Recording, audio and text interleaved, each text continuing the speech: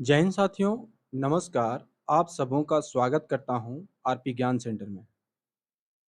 दोस्तों, हम लोगों ने झारखंड का संपूर्ण समान अध्ययन का क्लास प्रारंभ किए हैं, जिसमें आज हम लोग झारखंड आंदोलन के फर्स्ट टॉपिक को कवर करने वाले हैं। यह झारखंड समान अध्ययन का क्लास नंबर 2 है। इसके पहले जो क्लास नंबर हुआ था 1, फर्स्ट क्लास में हम लोगों ने झारखंड के झारखंड आंदोलन से जितने भी टॉपिक बनने वाली थी, उन तमाम टॉपिकों को हम लोग विस्तार से देखे थे और उसी टॉपिक को हम लोग एक-एक करके इसमें पढ़ने वाले हैं। तो आइए हम लोग झारखंड आंदोलन का प्रथम टॉपिक को आज कवर करते हैं। दोस्तों, आज का जो हेडिंग है झारखंड आंदोलन का, यह है झारखंड का सदान। क्या है? झारखंड का सदान। झारखंड का सदान। तो झारखंड का सदान कहने का मतलब है, यह प्रथम टॉपिक था। तो इसमें हम लोग देखते हैं झारखंड के नागरिकों को, क्या चीज? झारखंड के नागरिकों को सामान्यतः 3 वर्गों में, कितने? 3 वर्गों में बाँटा गया है। झारखंड के जो नागरिक हैं उसको सामान्यतः 3 भागों में या 3 वर्गों में कह सकते हैं, बाँटा गया है। पहला है आदिवासी। क्या है? पहला आदिवासी है। दूसरा है सदानी, जिसको हम लोग मूलवासी भी कहते हैं, जिसको हम लोग मूलवासी भी कहते हैं। और तीसरा है दिक्कू। क्या है? दिक्कू। तो आदिवासी, मूलवासी और दिक्कू, ये पहले हम लोग समझते हैं। आदिवासी किसे कहते हैं? तो आदिवासी, आप लोग जानते होंगे कि झारखंड में 32 जनजाति पाई जाती है, तो उनको हम लोग आदिवासी के अंतर्गत रखे हुए हैं। उसमें उसको झारखंड में जो 32 जनजाति है उसको आदिवासी के अंतर्गत रखा गया है। माने इसके अंतर्गत 32 जनजातियां समुदाय आते हैं। कहने का अर्थ यह है कि इसके जो आदिवासी है इसके अंतर्गत 32 जनजाति समुदाय आते हैं। सदानी, सदानी का यदि अगर हम लोग बात करें, जिसको हम लोग मूलवासी भी कहते हैं, तो यह झारखंड में निवास करने वाले गैर जनजातीय लोग हैं। कौन है? गैर जनजातीय, मतलब यह जनजाति नहीं है, जो प्राचीन काल से निवास कर रहे हैं। क्या चीज? प्राचीन काल से निवास कर रहे हैं। जो निवास कर रहे हैं, यह सदान, या तो इसको मूलवासी भी कहते हैं। इसको क्या चाहिए? मूलवासी भी कहेंगे या इसको सदानी भी या सदान कहेंगे। इन इसके अंतर्गत समान वर्ग, मतलब जो सदान है इसके अंतर्गत क्या क्या आएगा? समान वर्ग के लोग आएंगे, पिछड़ा वर्ग आएंगे, या तो अनुसूचित जाति वर्ग के, अनुसूचित जाति वर्ग के लोग आते हैं। किसके अंदर? सदान के, या तो मूलवासी जिसको कहते हैं। इसका आरंभिक जो काल है, आरंभिक अधिवास झारखंड की रही है। जो आरंभिक है, मतलब कि इसका जो आरंभ है, वो इसका अधिवास झारखंड ही रहा है। मतलब इसका जो निवास हम रहा है वो झारखंड ही रहा है। तीसरा नंबर में है दिक्कू। क्या चीज? दिक्कू। तो दिक्कू के बारे में समझते हैं। तो ये क्या है कि यह गैर जनजाति समुदाय है। यह क्या है? गैर जनजाति समुदाय है, जो मूल रूप से झारखंड अधिवास नहीं है, माने यह झारखंड के मूल वासी नहीं है। जो दिक्कू है यह गैर जनजाति है, गैर जनजाति समुदाय है, जो मूल रूप से झारखंड का अधिवास नहीं है। लेकिन जो सदान और आदिवासी है, ये झारखंड के मूलवासी कहलाते हैं। दिक्कू या झारखंड के आदिवासी या अधिवास नहीं है। यह लोग वे लोग हैं, मतलब यह वे लोग हैं जो विशेषकर आधुनिक काल, जिस समय आधुनिक काल की झारखंड में आधुनिक काल, सॉरी, भारत में आधुनिक काल प्रारंभ हुआ था, उस समय, जिस समय आधुनिक काल आरंभ हुआ था, अंग्रेजी व्यवस्था के साथ साथ, अंग्रेजी व्यवस्था के साथ साथ आने वाले जमींदार हो गए, साहूकार या तो जो मारवाड़ी समूह के लोग थे, यह सभी समूह दिक्कू कहलाते थे। यह सभी समूह क्या हो गया? दिक्कू कहलाते हैं। तो ये जो दिक्कू है ये कौन है? तो जमींदार, साहूकार, मारवाड़ी। यह कब से झारखंड में प्रवेश किए हैं? तो यह जब से अंग्रेजी शासन, कहने का मतलब है कि अंग्रेज जब से अंग्रेजी व्यवस्था जब आया, उस समय भारत के साथ साथ भारत में ये जो जमींदार, साहूकार, जो मारवाड़ी समूह के समूह है, ये यहाँ दिक्कू कहलाने लगे। आजादी के बाद झारखंड में औद्योगिकरण आया। जब देश आजाद हो गया तो यहाँ औद्योगिक क्रांति आई, जिसको हम औद्योगिकरण बोलते हैं। झारखंड उस समय बिहार एवं उत्तर प्रदेश से, कहाँ? बिहार और उत्तर प्रदेश से आने वाले समूह, जो बिहार और उत्तर प्रदेश से आने वाले समूह दिक्कू की श्रेणी में ही रखा गया। मतलब एक तरफ से कह सकते हैं कि जब झारखंड में औद्योगिकरण आया, औद्योगिकरण कब आया? जब देश स्वतंत्र हुआ। माने देश भारत स्वतंत्रता के बाद जब झारखंड में औद्योगिकरण आया, उसके बाद औद्योगिकरण आया तो उस समय बिहार और उत्तर प्रदेश से जितने भी लोग आए हैं, माने जितने लोग आए या तो वहाँ जो समूह आया, वह उस समूह को दिक्कू के श्रेणी में ही रखा गया। सदान एक आदिवासी दिक्कू वर्ग के लोगों को शोषणकर्ता मानते हैं। कहने का मतलब यह है कि सदान और क्या चीज? सदान और आदिवासी हैं, ये दिक्कू को क्या चीज? दिक्कू वर्ग के जितने भी लोग हैं, इनको शोषणकर्ता मानते हैं।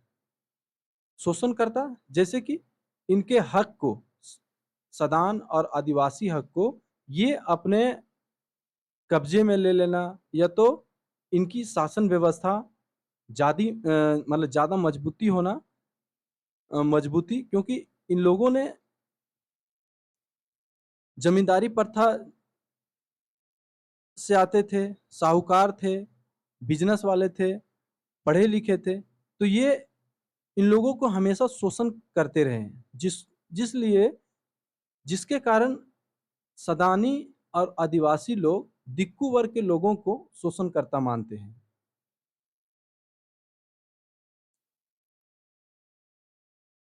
यदि अगर दिक्कू शब्द की बात करें तो दिक्कू शब्द दिक से बना है। किससे? दिक से बना है, जिसका अर्थ होता है दिक्कत करने वाला।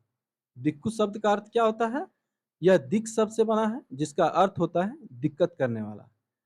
दूसरा अगर हेडिंग हम लोग दें तो सदान की उत्पत्ति और विकास। सदान की उत्पत्ति और विकास कैसे हुआ? तो सदान जाति के संदर्भ में सर्वाधिक जो महत्वपूर्ण अनुसंधान किया हुआ है वो डॉक्टर बीपी केसरी। कौन है? डॉक्टर बीपी केसरी है, उसने किया है। वह कहते हैं कि सदान शब्द की जो उत्पत्ति है वो सत्य, सदमा या सदोम से हुई है। क्या चीज? जो सदान शब्द की जो उत्पत्ति हुई है वो सत्य से हुई, सत्य, सत्य, सदमा, सदोम से हुई है। जिसका अर्थ क्या चीज? जिसका अर्थ है जो लोग घर में रहते हैं, जो लोग घर में रहते हैं, जीवन के पर जीवन के प्रति पवित्र दृष्टिकोण रखते हैं, जीवन के प्रति पवित्र दृष्टिकोण रखते हैं, वह सदान शब्द का श्रेणी में आते हैं, मतलब सदान के श्रेणी में आते हैं। सदान शब्द का जो शाब्दिक अर्थ है वो होता है बैठना या निवास करना या तो फिर विश्राम करना। सदान शब्द का शाब्दिक अर्थ क्या होता है? बैठना होता है या तो निवास करना या फिर विश्राम करना। आग्नेय भाषा परिवार से, आग्नेय भाषा परिवार में जो मुंडारी हो संथाली में सदान को सदोम शब्द से मिला है। जो आग्नेय भाषा परिवार है, इसमें मुंडारी हो या संथाली हो, ये सबको जो सदान है ये सदोम शब्द से मिला है, जिसका अर्थ होता है घोड़ा। जिसका अर्थ क्या होता है? घोड़ा। सदानी समाज के अंतर्गत चार भाषा, जो सदानी समाज है इसके अंतर्गत चार भाषा समूह आता है, जैसे नागपुरिया, पंच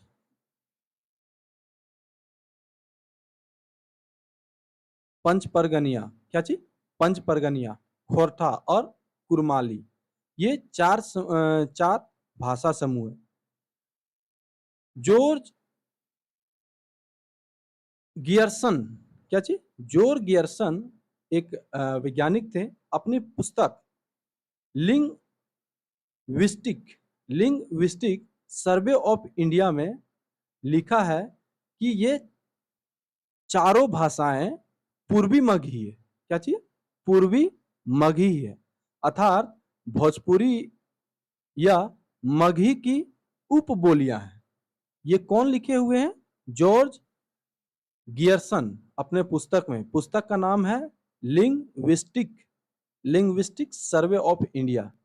इसमें वह क्या लिखे हैं कि यह जो चारों भाषा है, नागपुरी, पंचपरगनिया, खोरठा, कुरमाली, ये पूर्वी मगही है, अर्थात भोजपुरी व मगही की उपबोलियां हैं।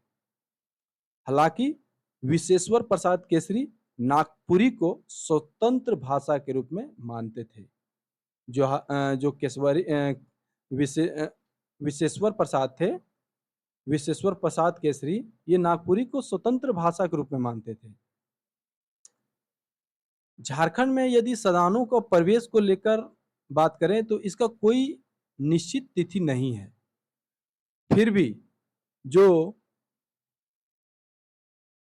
बेनीराम महता, क्या चीज? बेनीराम महता, क्या चीज? बेनीराम महता तथा घासीराम के जो द्वारा लिखित पुस्तक है, उस पुस्तक में नागवंशी मतलब नाग वंशावली एवं नाग वंशावली झूमर में जो 64 एडी ईसा पूर्व में जन्मे फनी मुकुट राय को प्रथम सदान बताया गया है। तो झारखंड में जो प्रथम सदान के जो श्रेणी में जिसको रखा गया था वो है फनी मुकुट राय।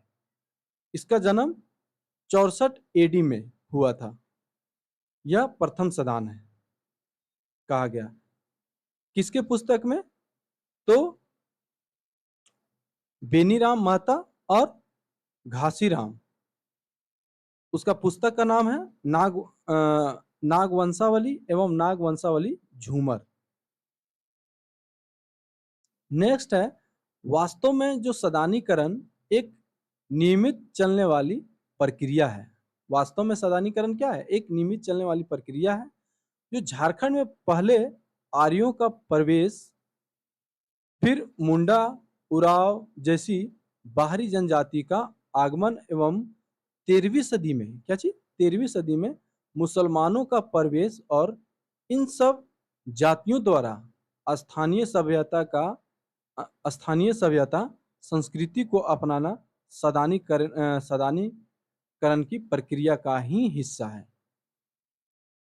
जो झारखंड में आर्यों का प्रवेश हुआ, फिर मुंडा, उराव जैसी जो बाहरी जनजातियां थी, उसके आगमन के बाद जो 13वीं सदी में जब मुसलमान प्रवेश करने लगे तो उस समय जातियों द्वारा स्थानीय सभ्यता को और संस्कृति को अपनाया गया। उसमें सदानीकरण था उसकी प्रक्रिया का एक हिस्सा था। ये सदानीकरण का ही एक हिस्सा, इस प्रक्रिया का किसका हिस्सा था? तो सदानीकरण का। धार्मिक दृष्टिकोण से सदान जैन, बौद्ध, वैष्णव धर्म के उपासक हैं एवं आर्य रीति परंपरा में जितने आर्य रीति परंपरा के साथ साथ आदिवासी परंपरा के से भी जुड़े हुए हैं।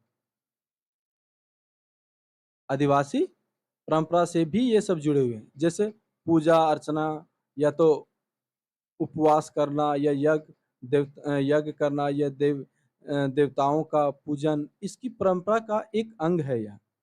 ठीक है, ये पुरोहित पुरोहितवाद एवं कर्म कांड से भी प्रभावित है। ये पुरोहित और कर्म कांड से भी प्रभावित है।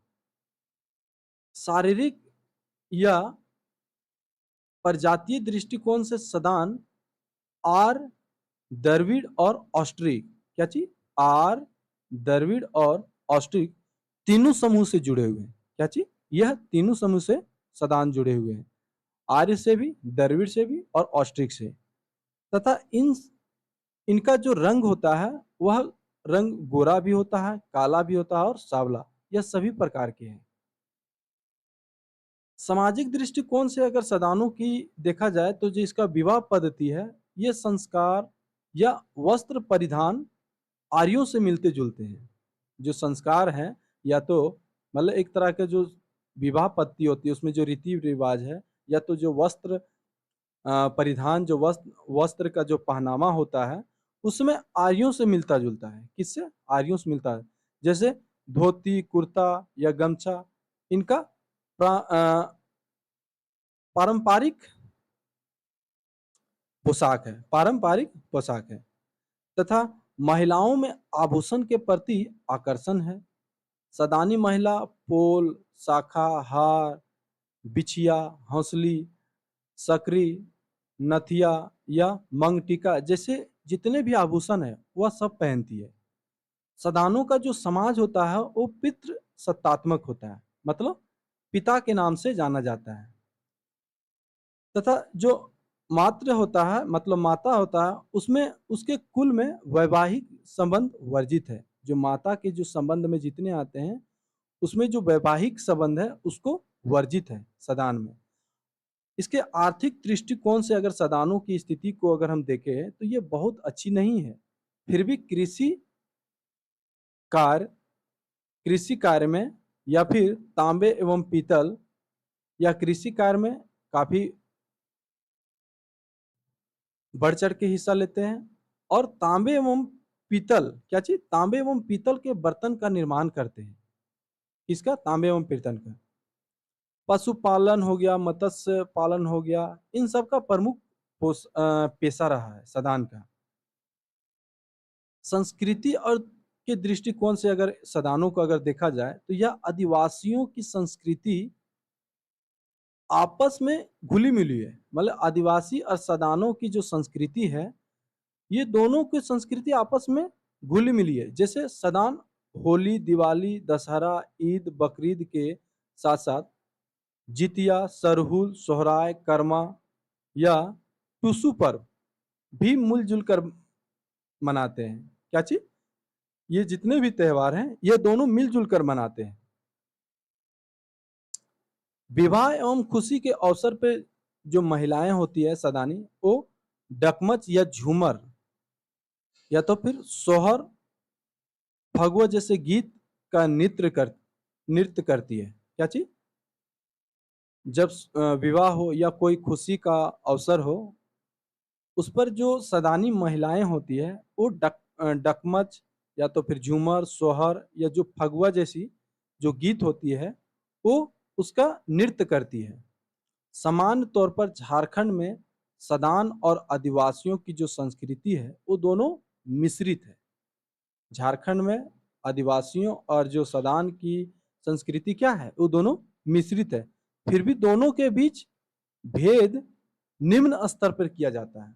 दोनों के अगर अंतर किया जाए, दोनों के बीच अगर दोनों के बीच अगर भिन्नता निकाला जाए तो बहुत सारे भेद हैं। तो इन दोनों भेद को हम लोग पहले देखते हैं कि सदान और आदिवासियों के बीच क्या भिन्नता है। तो एक तरफ हम लोग सदान लिख दिए हुए हैं और एक तरफ आदिवासी। सदान और आदिवासी इन दोनों के भिन्नता के बारे में हम लोग जानते हैं। जैसे यह एक गैर जनजातीय मूल निवासी है, लेकिन ये क्या है, आदिवासी आदिवासी जनजातीय मूल निवासी है। आदिवासी जनजातीय मूल निवासी। सदानों का जो जीवन होता है वो सामुदायिक होता है। जो सदानों का जो जीवन होता है वो सामुदायिक होता है, जबकि आदिवासी का जो जीवन होता है वो कबीलाई समूह के रूप में होती है। कबीलाई समूह के रूप में होती है। जो सदान का जो निवास के अगर दृष्टिकोण से देखा जाए तो सदान के स्थानीय जीवन जीते हैं, माने अस्थाई जीवन जीते हैं। और यदि अगर आदिवासी के जीवन अगर हम देखें तो आदिवासी का जो जीवन होता है वो घुमंतु प्रकार के होता है। इसका जो जीवन होता है वो घुमंतु जीवन को प्राथमिकता अधिक देते हैं। झारखंड में कई सदान जनजाति के रूप में अनुसूचित हैं। झारखंड में कई सदान ऐसे हैं जो जनजाति के रूप में अनुसूचित हैं, लेकिन कोई भी आदिवासी सदान ऐसे नहीं है जो कोई भी आदिवासी सदान के रूप में अधिसूचित नहीं है। तो ये दोनों के बीच कुछ अंतर रहा, डिफरेंस रहा जो हम लोग देखें।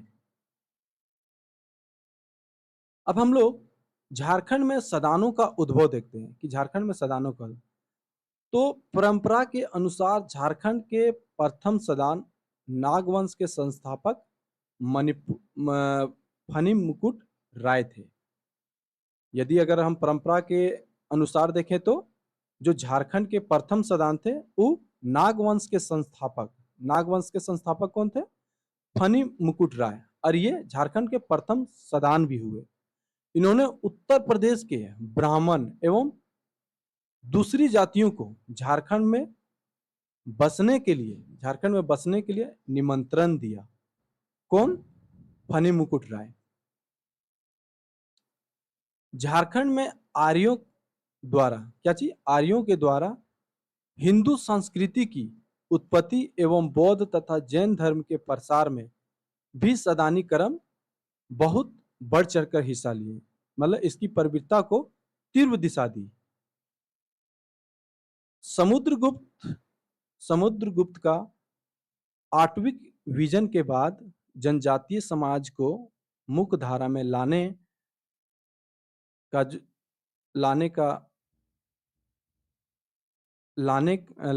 अर्थात इसका सदानीकरण की दिशा में क्रांतिकारी योगदान था। इसका समुद्रगुप्त का।